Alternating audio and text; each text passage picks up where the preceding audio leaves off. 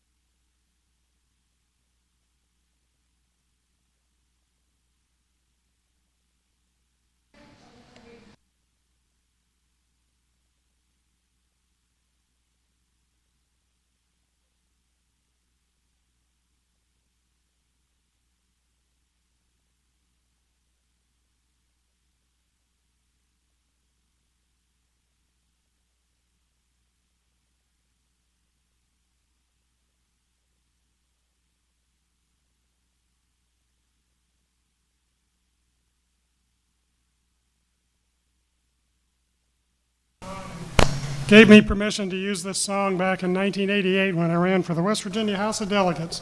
So it appeared on the radio in my radio ad.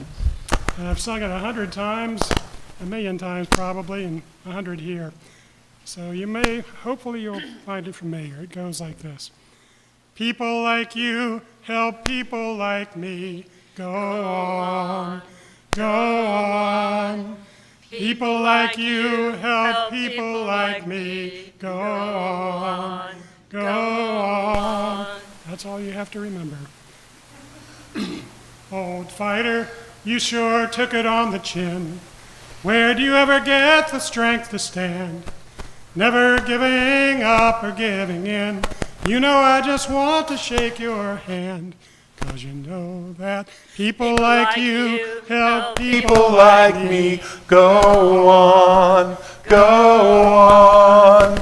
People like you help people like me. Go on, go on. Old battler with a scar for every town. Thought you were no better than the rest. You wore your colors every way but down, and all you ever gave us was your best. And I know that People like you help people like me. Go on, go on. People like you help people like me. Go on, go on. Old dreamer with a world in every thought. Where do you get the vision to keep on? You sure gave back as good as what you got. I hope that when my time is almost gone, they'll say that People like you help people like you. Go on, go on. 'Cause People like you help people like me. Go on, go on, go on. Sam, we're going to do Solidarity Forever for the first hymn. Oh, we're going to do Solidarity Forever.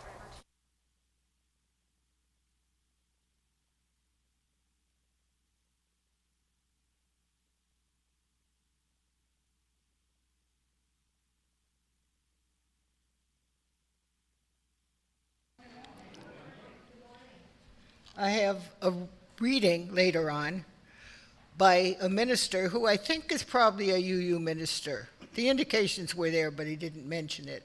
But anyway, he was associate pastor at a time that he wrote the thing I'm going to read. And he said it was for a holiday.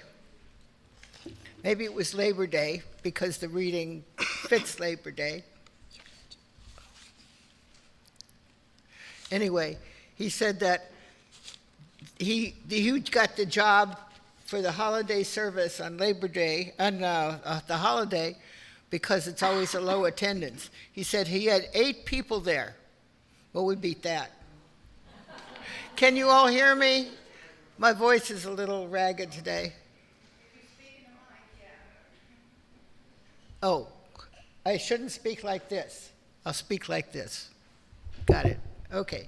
Anyway, I'm Carol Strozinski, and I'm your worship leader today. And this is Angela Cavender, who generously offered, well, she didn't offer, I asked her, to help be the associate worship leader today. So I'm grateful for that, and I'm grateful for Chris Higgins, who has taken my class today. So we have coverage every day, and we have some students there too. So anyway, welcome, and if you need to know about Unitarian Universalism, if you're new, ask somebody, and our principles are around the wall, and that pretty much says it all.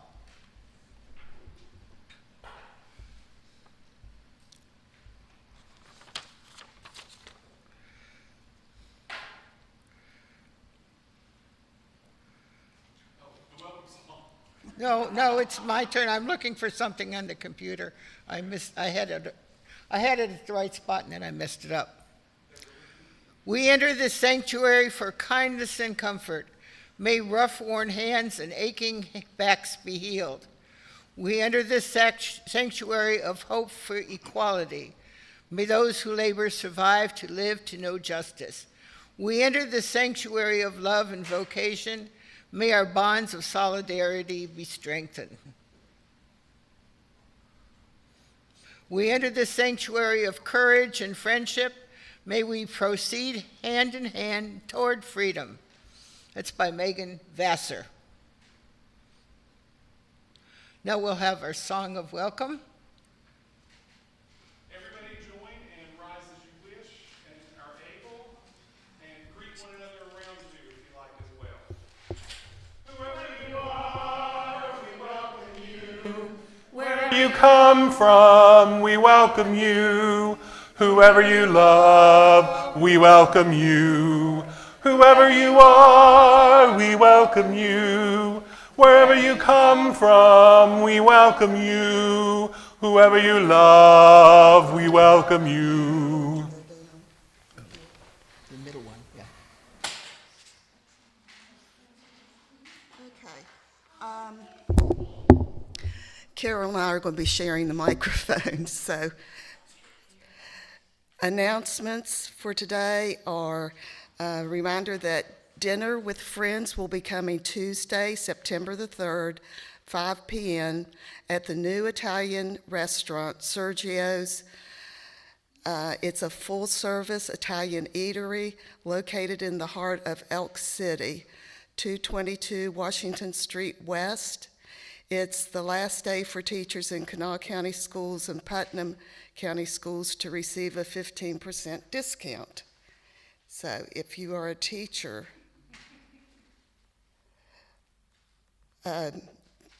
religious exploration lesson this Sunday.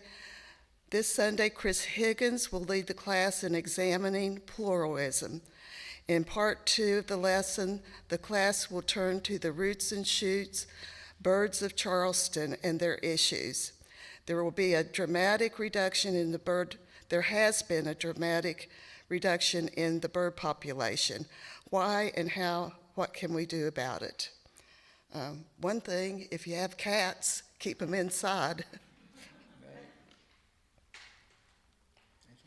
Okay. I guess she left because she had a student today, but our nursery person is Michelle Foster, and she'll be, I'm not sure if today's her last day or not, it might be, but she's headed off to the wilds of California for college, and we have something for her, which I'll give her from. School starts September the 20th. So she'll be here for a few more weeks then. That's great. Well, anyway, if you have a chance to see her and thank her for her work, that'd be great.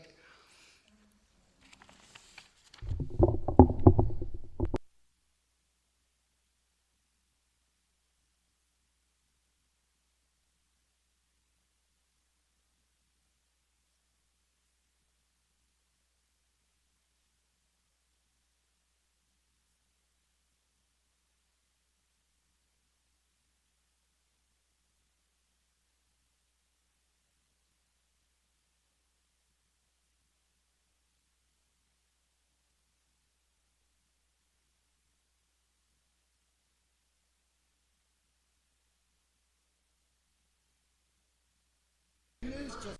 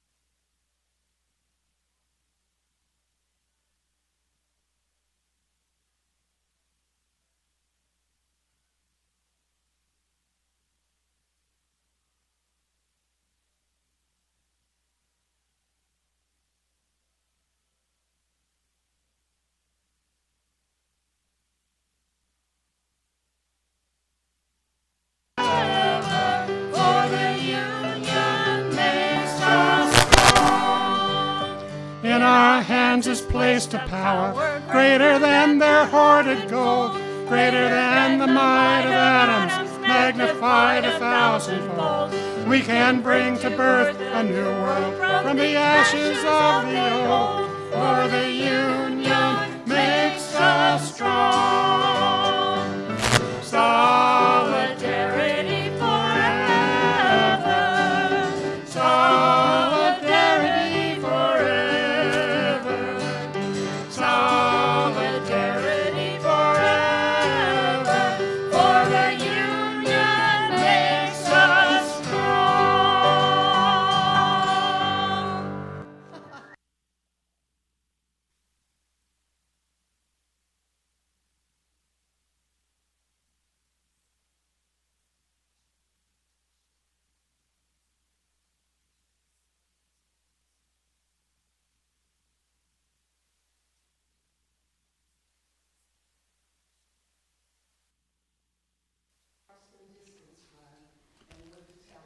And Mike.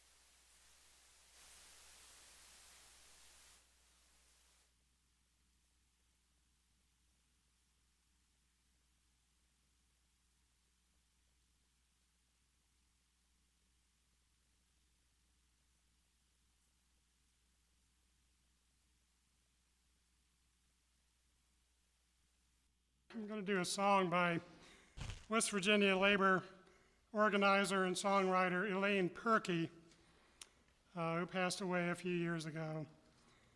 She wrote this song for the Ravenswood aluminum strike that our member Sheila participated in. And she didn't so much sing this song as wail it. So I'll try not to hurt your ears. And it has a very catchy chorus, so please join in. One day more, one day more. People, let me tell you what we're fighting for. We're fighting for our future, don't you understand? And we don't need your pity, we just need your helping hand to fight one day more, one day more. If the company holds out 20 years, we'll hold out one day more. One day more, one day more. If the company holds out 20 years, we'll hold out one day more. We've got to change the way things are, make people understand. Our working class is being denied their rights in a free land. Our government lets criminals run free to steal again. And then it takes the job of honest working women and men. One day more, one day more. The company holds out 20 years, we'll hold out one day more. One day more, one day more. If the company holds out 20 years, we'll hold out one day more. Let's change the laws, remove the flaws, and start all over new. Demand our rights, take back our land, spread freedom through and through. Keep the scabs out of the White House, vote Union brothers in. And then the feds can't ever take us off in a ball and chain again. One day more, one day more. If the company holds out 20 years, we'll hold out one day more. One day more, one day more. If the company holds out 20 years, we'll hold out one day more. One day more, one day more. Ah, people, let me tell you what we're fighting for. We're fighting for your future. Don't you understand? And you won't need our pity. You will need our helping hand to fight one day more, one day more. If the company holds out 20 years, we'll hold out one day more. One day more, one day more. If the company holds out 20 years, we'll hold out one day more. If the company holds out 20 years, we'll hold out one day more.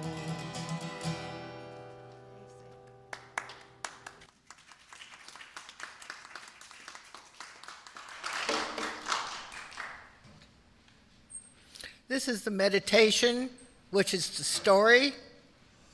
It's called Labor's Bread and Lover's Roses, a Labor Day meditation by Ken Sehested. I never think of Labor Day without humming the song Bread and Roses. We know it by a different name. Food is essential to life, but so too is beauty.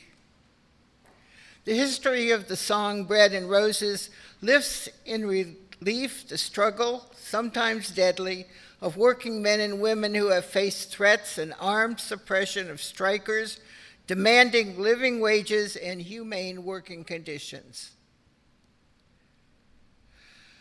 As the great abolitionist Frederick Douglass wrote, experience demonstrates that there may be slavery of wages only a little less galling and crushing in its effects than chattel slavery, and that this slavery of wages must go down with the other. Anybody know offhand what the minimum wage is right now?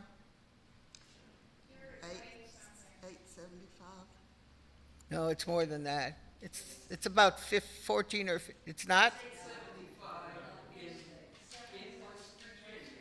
Oh, dear.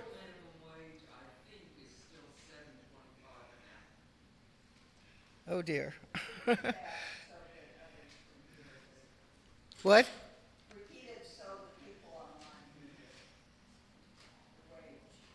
Okay, it's $8.75 an hour in West Virginia. It's much higher than that in the nation or the recommended one. The federal is lower. Who could live on that? Oh my. You must be a very strong, creative person.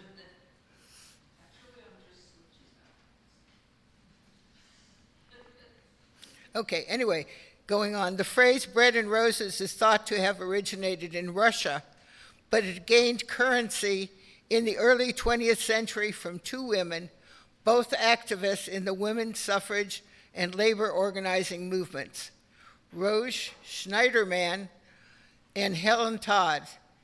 In 1911, James Oppenheim composed the lyrics to the song by that name. The music was composed in 1974 by Mimi Farina. The song is associated with the January-March 1912 Lawrence textile strike, responding to Massachusetts labor law that shortened work week for women and children from 56 to 54 hours. 56 to 54 hours. The Lawrence Mills reduced pay of its workers proportionately when one of them, Anna Lepozo, was killed by a policeman during a protest. It galvanized the strike of some 20,000 women.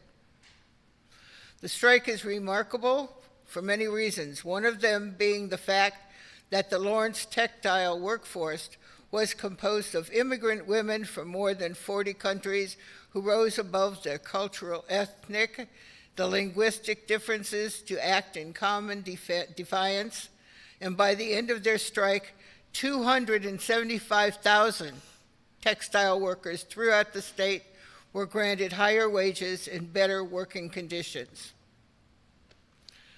This Labor Day, take the time to spend a few minutes learning about the disruptive, injurious history that made our picnics tomorrow possible. And pledge yourself to finding some way, however small, to remain vigilant on behalf of neighbors who still struggle both for labor's bread and lovers' roses. Let's all say the unison affirmation, which is by James Vila Blake. Love is the spirit, and service is His law. This is our great covenant. To dwell together in peace, to seek the truth in love, and to help one another.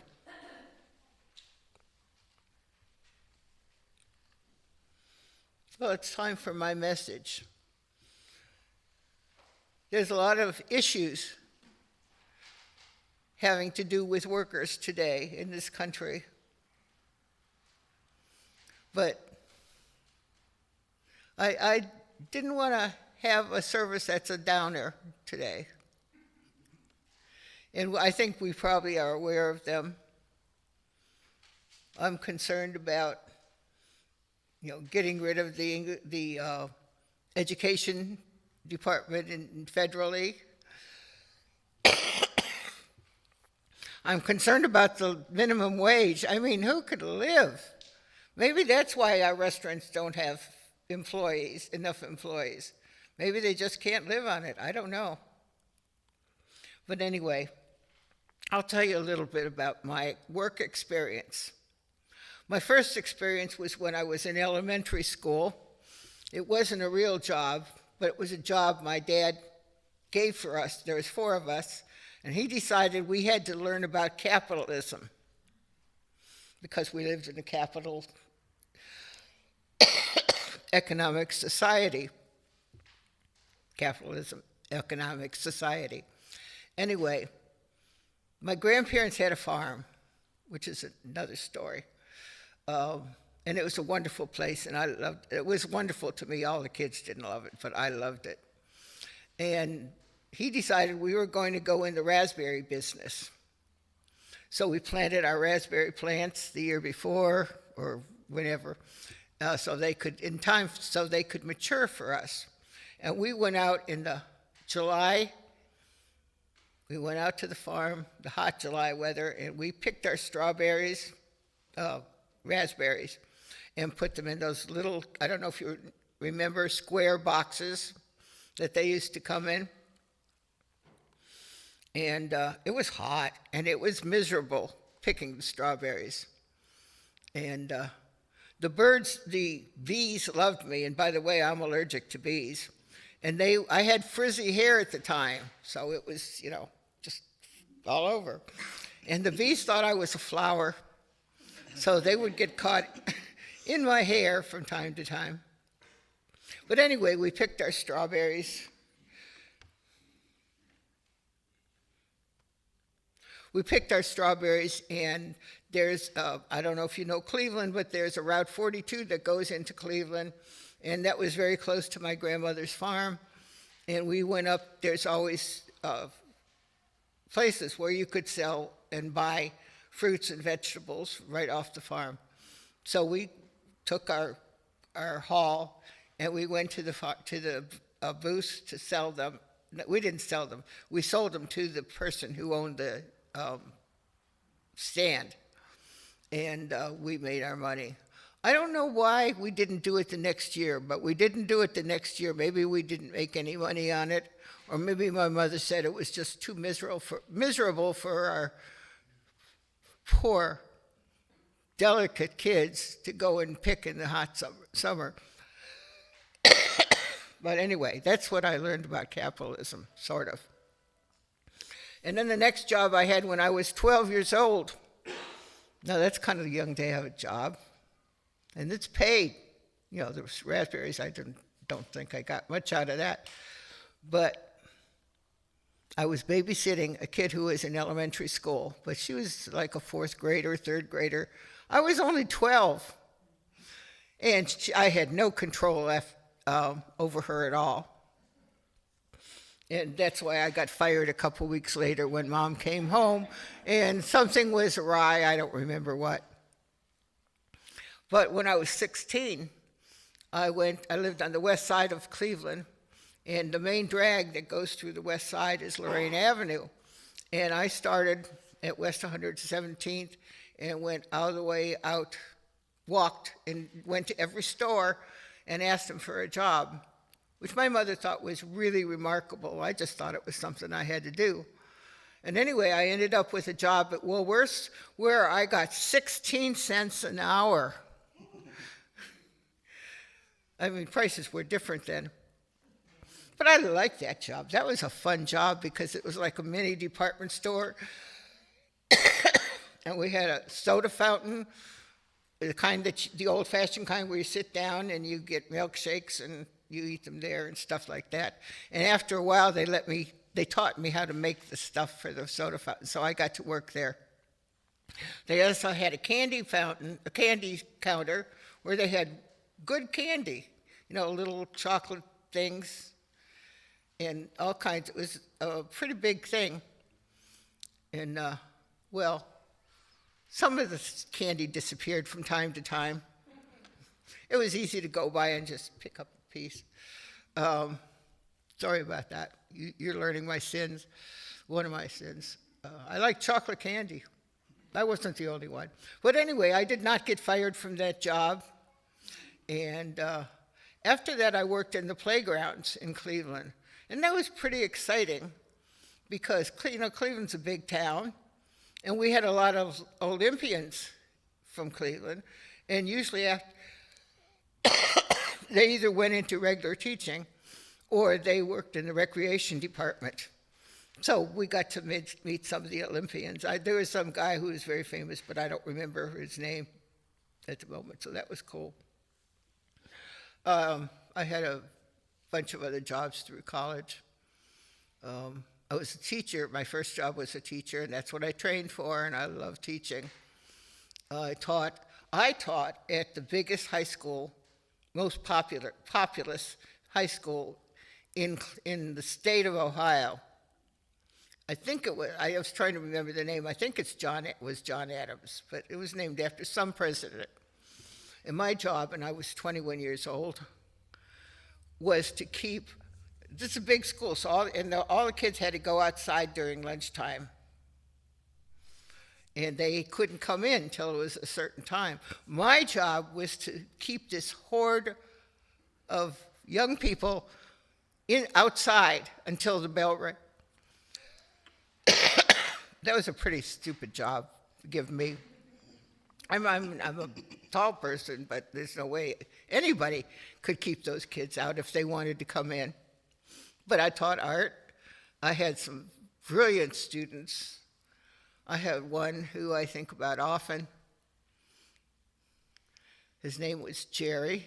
He was a very gifted artist, but he had started school late for some reason. And this was the time of the Vietnam War, and because he turned 19, he couldn't go and get his full scholarship at Cooper Union in New York. He went to Vietnam instead. And he came home, he was all right, but he never painted again. And I feel terrible about that still. But I love the job. I got married at some point, and we moved down to Southwest Ohio. And that was the time when there was a surplus of teachers. Who'd have thunk it? There was a surplus of teachers, so I couldn't get a job right away. And I did a lot of substituting. Had my 2 children, and I don't remember how it happened, but I went into social work, and I ran a social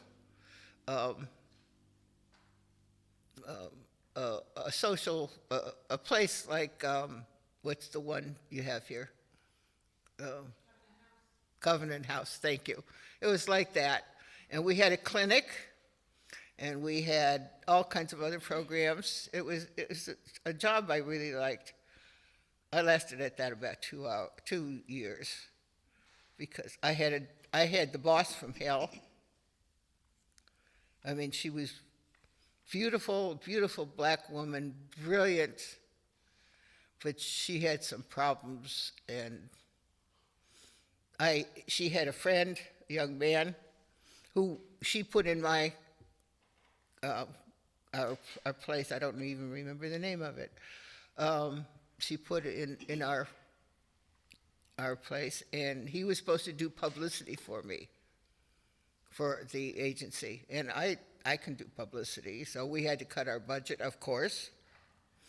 And I said, well, I don't need this guy. Well, he stayed and I didn't. But I have never had a job that I didn't like. I mean, I like that job. I love teaching. Anyway, let's see, that was in Cleveland. Or where was that? No, that was in Hamilton. And I taught when I left St. Raphael's, that was the name of it. And when I left there, I substituted teaching, and I taught almost every day. And I was assigned to a junior high school. I think junior high school kids are the best group to teach. And so I was at that school all the time until I decided to move because I was getting older. A lot of my friends had died, and if they hadn't died, they moved to Arizona or Florida, and so they weren't here, but my kids were at different places, and I have 2 grandchildren here in Fayetteville, so I moved to West Virginia. That's how I became a West Virginian. And now I have an unpaid job that I dearly love because you guys let me teach the kids. And that's a privilege, and I want to thank you for it. That's my job history. I have no wonderful, crazy stories to tell. Well, there was when Oh, somewhere in there, I was running a lunch program for senior citizens to come in and home-delivered meals. And I developed a home-delivered meal program. But one Thanksgiving, when we were supposed to have our Thanksgiving feast, our stove caught on fire. So we had to figure out how to have our Thanksgiving feast, which we did. We called the local chicken place or a fast food place, and they made 200 meals for us quickly, and we got our Thanksgiving meal.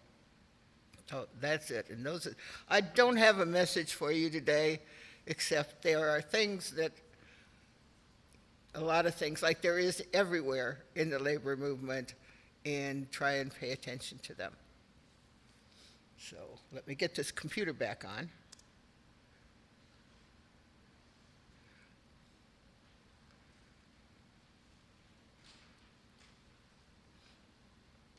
Oh, we have a hymn. As we come marching, but you know it by a different name. It's in our book, it's 109. So stand if you're willing and able.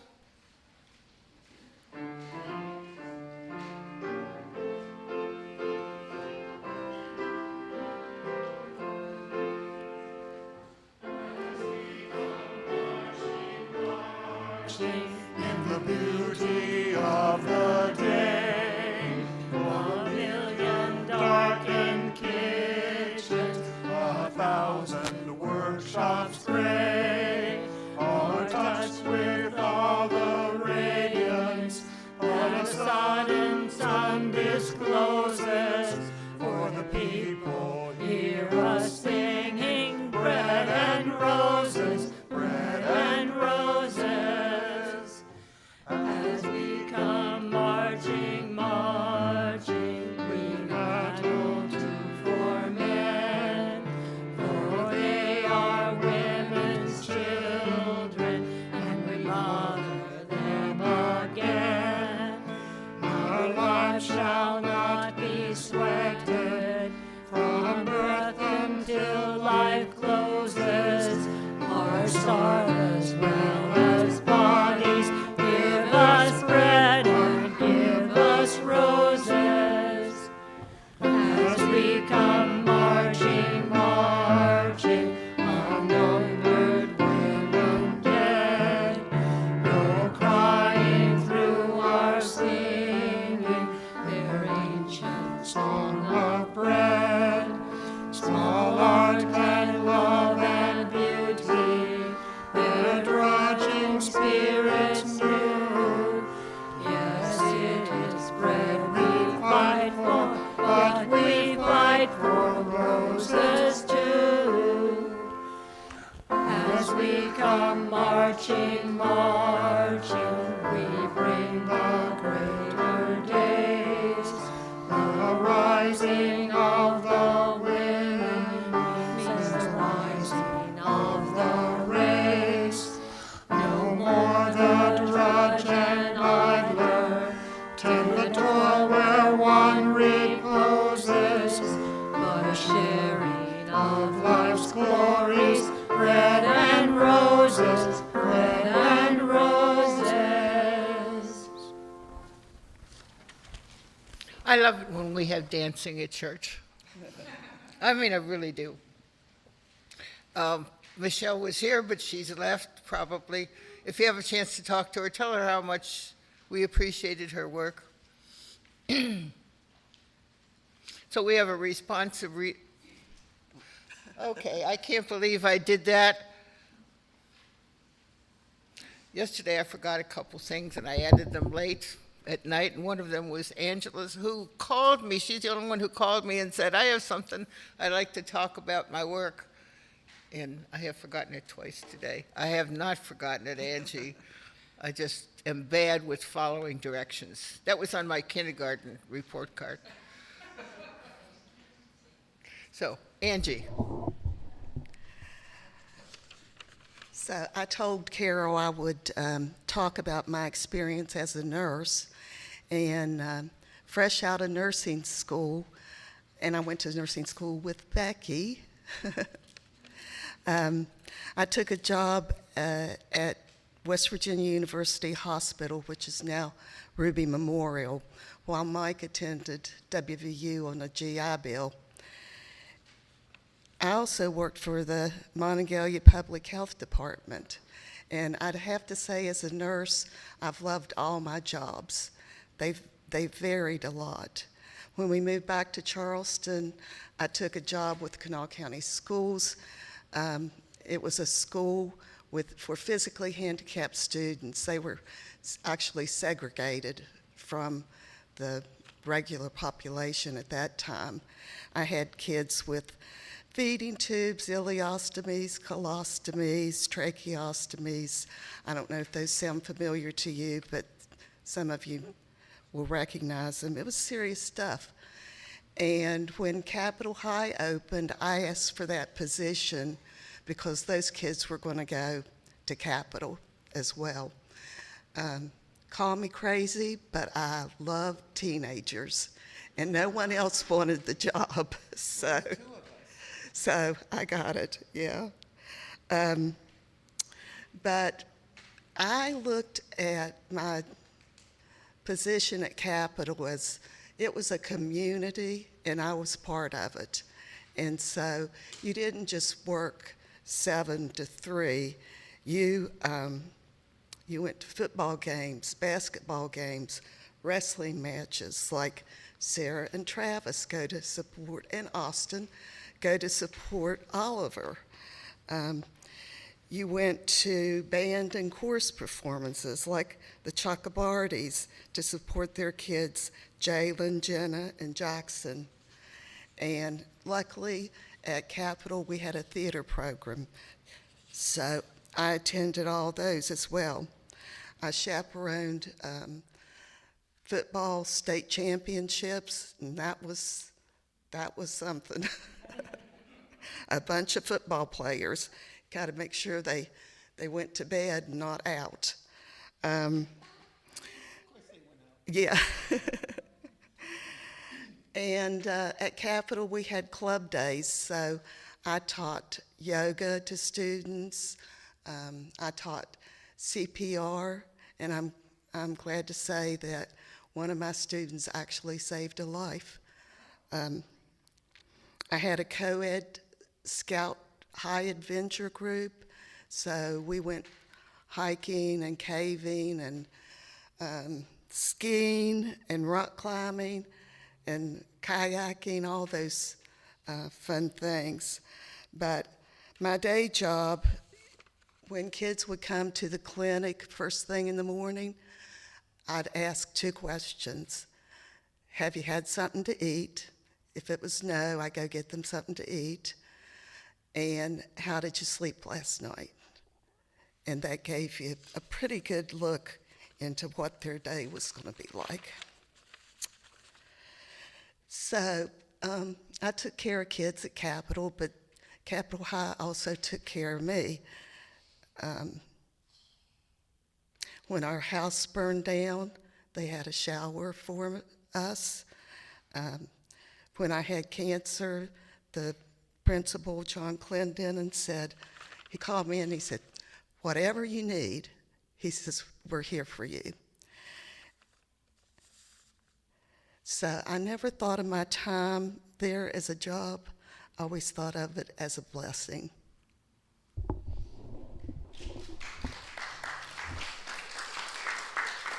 Great. We're going to close with a responsive reading. The sheet is in your order of service. It's called We Labor in Love by Amanda Udis Kessler. On Labor Day, we honor our work, physical and mental, paid and unpaid, and joyous and heartbreaking.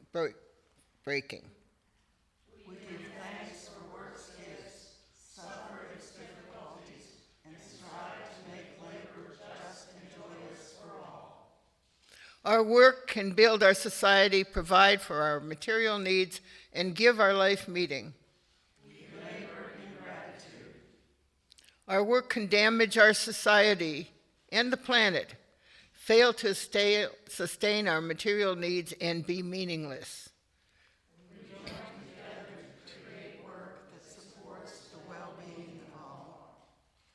Our work can harm the world, demean us, and expose us to danger.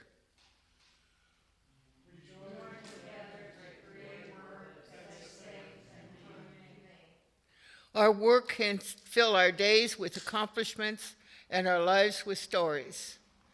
We labor in love. Our work can dissatisfy and alienate us. We may not be able to find enough work or any work. We join together to create work that blesses all people and the planet. This Labor Day and all Labor Days to come, may our work and all work serve humanity and all living beings.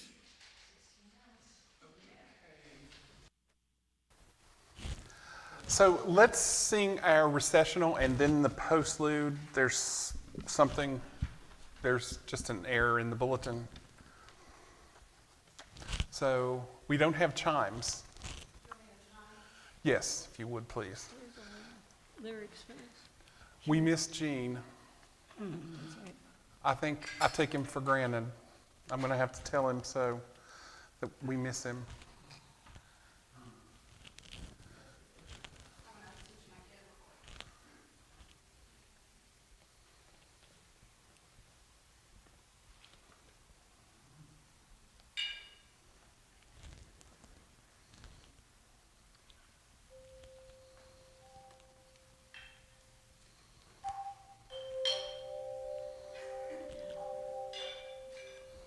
Go now in peace, go now in peace. May the spirit of love surround you everywhere, everywhere you may go. And for our postlude, it is 16 tons, and you have the words so you can sing along if you like. They're inside your bulletin.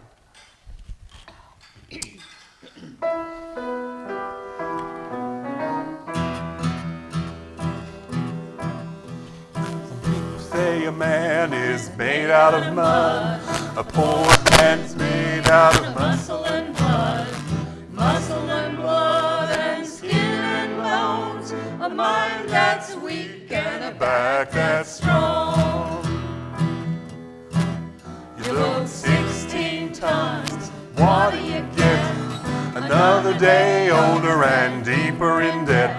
St. Peter, when you call me, 'cause I can't go, I owe my soul to the company store.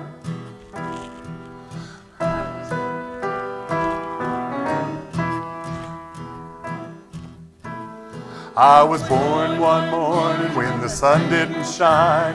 I picked up my shovel and I walked to the mine. I loaded 16 tons of #1 coal and straw, a boss that blessed my soul. You load 16 tons, what do you get? Another day older and deeper in debt. St. Peter, you can call me, 'cause I can't go, I owe my soul to the company store.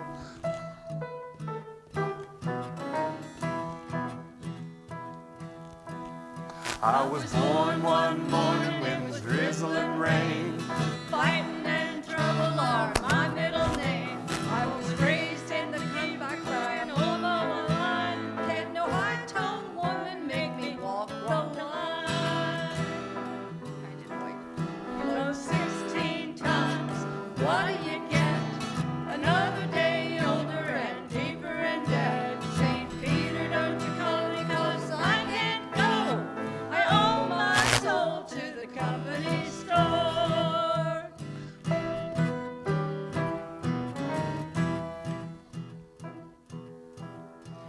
If you see me coming, you better step aside. A lot of men didn't, a lot of men died.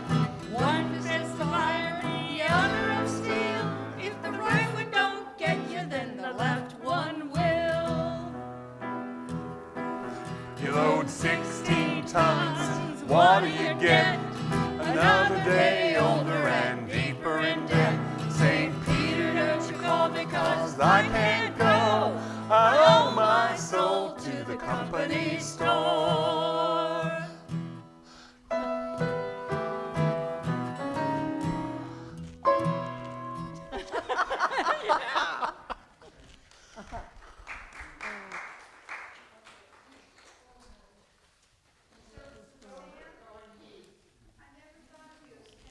Your voice is sounding stronger. Your voice is sounding stronger. Oh, thank you. Oh, you're welcome.